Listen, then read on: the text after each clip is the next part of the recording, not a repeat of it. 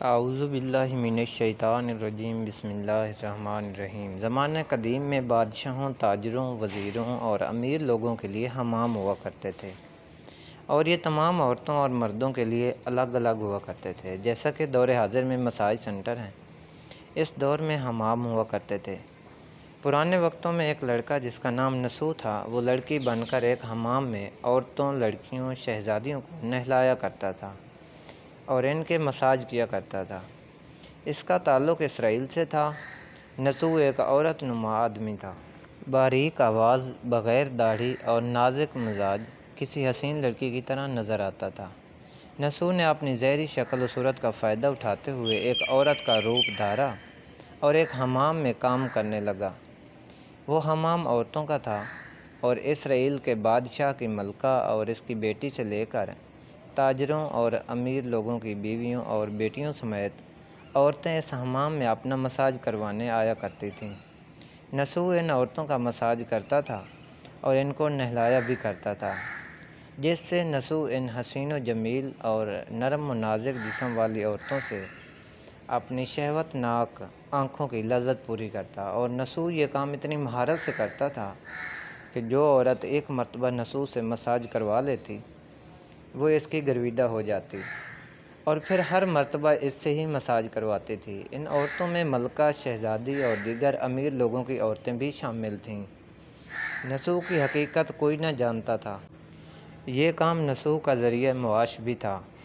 وہ اس سے پیسے بھی کماتا تھا اور اس کے ساتھ ساتھ حسین و جمیل عورتوں کے جسموں سے بھی لطف اندوز ہوتا تھا۔ نسو کے ضمیر نے کئی مرتبہ اس کو ملامت کی۔ ضمیر کی ملامت پر نسو توبہ کر لیتا اور اس شیطانی عمل سے دور رہنے کا ارادہ کرتا، لیکن پھر وہ توبہ توڑ دیتا۔ پھر ایک دن بادشاہ کی بیٹی حمام میں ہمیشہ کی طرح نسو سے مساج کروانے گئی۔ مساج کے بعد پتہ چلا کہ شہزادی کا ہیروں سے جڑا ہار نہیں مل رہا۔ شہزادی نے حکم دیا کہ سب کی تلاشی لی جائے۔ نسو اپنا راز فاش ہونے کے ڈر سے ایک جانب جا کر چھپ گیا اور دل میں سوچنے لگا اور کہنے لگا، یا اللہ مجھے معاف کر دے اور میرا راز رکھ لے، میں آئندہ کے بعد اس شیطانی عمل سے توبہ کرتا ہوں۔ ابھی نسو دعا مانگ ہی رہا تھا کہ شہزادی کی آواز آئی کہ نسو کو تلاش کرنا بند کر دو، ہار مجھے مل گیا ہے۔ اس کے بعد نسو نم آنکھوں کے ساتھ شہزادی کے پاس آیا اور اجازت طلب کر کے گھر چلا گیا۔ گھر جانے کے بعد بھی اس نے خوب آہو پکار کی، چونکہ وہ قدرت کا کرشمہ دیکھ چکا تھا اور اس نے اب پکی توبہ کر لی تھی۔ اس نے حمام جانا بھی بند کر دیا، جس کی وجہ سے کافی دن بعد شہزادی نے نسو کی غیر موجودگی کی وجہ سے اسے پیغام بھیجا اور حمام میں آ کر مساج کرنے کا کہا، لیکن نسو نے اس بہانے سے بات ٹال دی کہ اس کے ہاتھوں میں درد ہے، جس کی وجہ سے وہ مساج نہیں کر سکتا۔ کچھ دن بعد پھر سے شہزادی کا پیغام آیا، لیکن نسو نے پھر سے وہی بہانہ لگا دیا اور بات ٹال دی۔ نسو نے سوچا کہ اب اس کا اس شہر میں رہنا مشکل ہو رہا ہے، چونکہ شہر کی تمام عورتیں نسو سے مساج کروانے کی عادی ہو چکی تھیں اور اس کی مہارت کی گرویدہ تھیں۔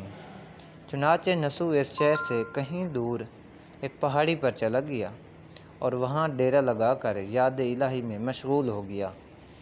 ایک دن اس نے اپنے پاس ایک بھینس کو دیکھا جو کہ گھاس کھا رہی تھی۔ اس نے سوچا کہ شاید یہ کسی چرواہے کی بھینس یہاں آ گئی ہے۔ جب تک اس کا مالک نہیں آ جاتا، میں اس کی دیکھ بھال کر لیتا ہوں اور جب وہ واپس آئے گا اسے واپس دے دوں گا۔ یہ سوچ کر اس نے بھینس کو ساتھ لیا اور چلا گیا۔ ایک دن ایک تجارتی قافلہ راستہ بھٹک کر نسو کے پاس آ پہنچا۔ قافلے کے لوگ پیاس سے نڈھال تھے۔ انہوں نے نسو سے پانی طلب کیا۔ نسو نے سب کو بھینس کا دودھ پلایا۔ سب نے پیٹ بھر کر دودھ پیا اور نسو سے شہر کا راستہ معلوم کیا تو نسو نے شہر کا قریب ترین راستہ انہیں بتایا۔ نسو کے اس اخلاق پر قافلے والوں نے اسے بہت سارا مال دیا، جس سے اس نے وہاں ایک کنواں کھدوایا۔ آہستہ آہستہ وہاں لوگ آنے لگے اور گھر بسانے لگے۔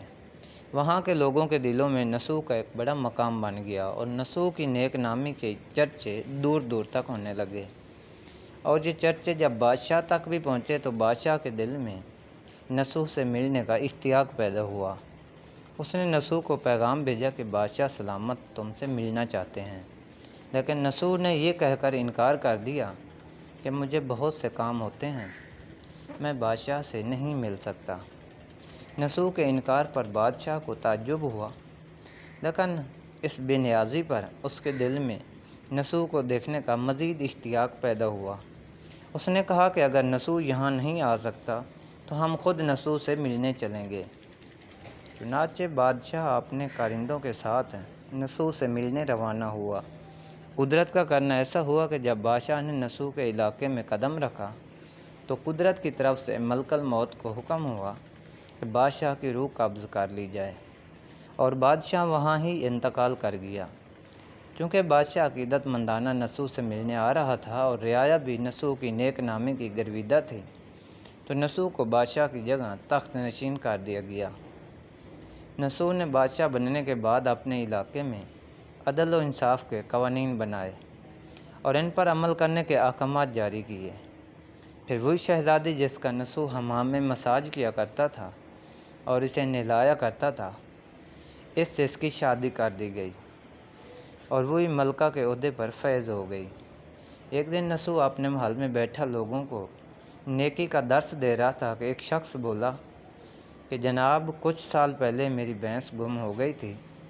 میں نے اسے تلاش کرنے کی بہت کوشش کی، لیکن وہ مجھے نہ مل سکی، میری مدد کریں۔